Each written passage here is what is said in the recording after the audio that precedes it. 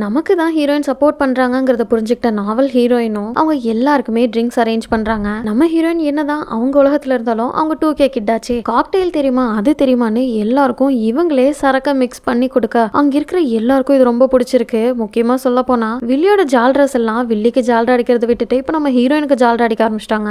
எல்லாரும் அப்படி குடிச்சு செம்ம மப்புல இருக்க காக்டெயிலுங்கிற வார்த்தை ஊர் ஃபுல்லா ஒரு பெரிய ரூமரா பரவுது. அது தெரிஞ்சுக்கிட்டு எல்லாரும் எனக்கும் வேணும்னு அந்த பில்டிங்க்கு வெளில வந்து இது நடந்துட்டு இருக்க அதே சமயம் தான் இந்த டிராமாவோட ஹீரோவையே காட்டுறாங்க. இவரு அரசு குடும்பத்துக்கு ரொம்ப விசுவாசமான ஒரு டியூக். இன்னொரு பக்கம் நம்ம ஹீரோயின் செம்ம மப்பானாங்கல்ல, அவங்களுக்கு என்ன நடந்துச்சுன்னே தெரியல. அடுத்த நாள் கண் முழிச்சா ஹீரோட ரூம்ல சம்பந்தமே இல்லாம தனியா 2 பேரும் படுத்துட்டு இருக்காங்க.